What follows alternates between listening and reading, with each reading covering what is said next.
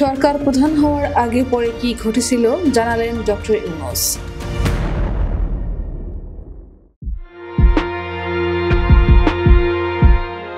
৫ August ছাত্র জনতার তীব্র আন্দোলনের মুখে ক্ষমতাচ্যুত হন শেখ হাসিনা। এরপর ৮ আগস্ট শপথ গ্রহণ করেন অন্তর্বর্তী সরকারের প্রধান উপদেষ্টা নোবেলজয়ী অধ্যাপক ডক্টর মোহাম্মদ ইউনূস। সরকারের দায়িত্ব নেওয়ার প্রায় ৬ মাস পর তিনি জানিয়েছেন প্রধান উপদেষ্টা হিসেবে দায়িত্ব গ্রহণের আগে ও পরে ঠিক কী ঘটেছিল। ফিনান্সিয়াল টাইমসের উপস্থাপনায় একটি পডকাস্টে কথা বলেন তিনি।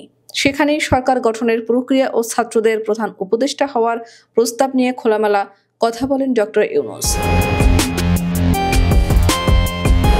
ইউনূস বলেন, আমি যখন প্রথম ফোন কল পাই তখন আমি প্যারিসের হাসপাতালে ছিলাম। আমার ছোট্ট একটি অস্ত্রোপচার করা হয়েছিল। ছাত্র নেতারা ফোন দিল। যদিও আমি বাংলাদেশে কি ঘটছে সেসব খবর প্রতিদিন মুঠোফোনে দেখতাম।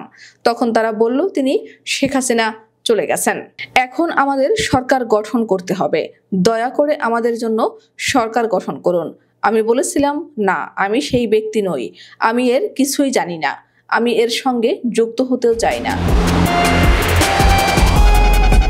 কারা আপনার সঙ্গে যোগাযোগ করেছিল এমন প্রশ্নের জবাবে অধ্যাপক ইউনূস বলেন, শিক্ষার্থীরা। আমি তাদের কাউকেই চিনতাম না। কাজেই আমি তাদের বিকল্প কাউকে খোঁজার বিষয়ে বোঝানোর চেষ্টা করছিলাম। তাদের বলেছিলাম, বাংলাদেশে অনেক ভালো নেতা আছেন, তোমরা তাদের খুঁজে নাও। তারা বলছিল, না না না, আপনাকেই থাকতে হবে, আমরা কাউকে পাইনি। আমি বলেছিলাম, জোরালো চেষ্টা করো। তারা বলল, আমাদের হাতে পর্যাপ্ত সময় নেই।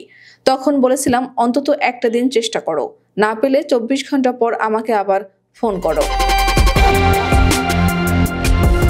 অধ্যাপক ইউনূস বলেন, ছাত্র নেতারা আমাকে আবারও ফোন করলো, বলল, আমরা অনেক চেষ্টা করেছি কিন্তু সম্ভব হয়নি, আপনাকে অবশ্যই দেশে ফিরতে হবে।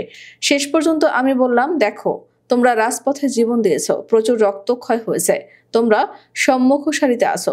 যেহেতু তোমরা এসব করতে পেরেছো, এখন ইচ্ছা না থাকলেও তোমাদের জন্য আমারও কিছু করা উচিত। আর এটাই সেই সময়। সরকারের সংস্কার করতে হবে, আমি রাজি, তোমরা কি একমত? তারা আর কোনো কথা বলেনি। সেই দিনের অভিজ্ঞতা জানাতে গিয়ে অধ্যাপক ইউনূস বলেন, ঘন্টা দুয়েক পর হাসপাতালের একজন নার্স এলেন। তিনি আমাকে একটি ফুলের তোড়া উপহার দিলেন। আমি বললাম, এটা কেন?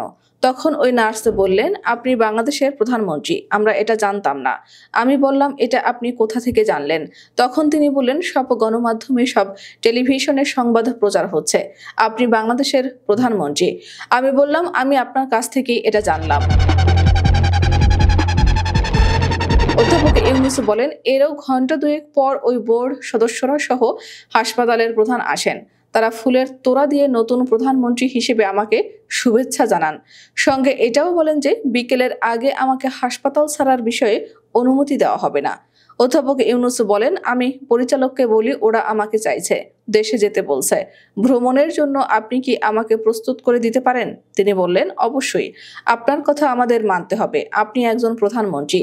আপনার নিরাপদ যাত্রার জন্য আমরা সব ধরনের প্রস্তুতি সম্পন্ন করে দেব। প্রয়োজনীয় ওষুধ সহ সবকিছু দেব। সার্বক্ষণিক যোগাযোগ থাকবে। এর কয়েক ঘন্টা পর সকালে ফরাসি সেনাবাহিনীর বড় একটি দল আমাকে বিমানবন্দরে পৌঁছে দেয়। পুরো জাতি আমার ফেরার অপেক্ষায় ছিল। তখন তারা ছাত্রনেতারা নতুন সরকারের রূপরেখা দাঁড় করিয়ে ফেলেছে। আমি বিমানবন্দর থেকেই জাতির সামনে ভাষণ দিলাম।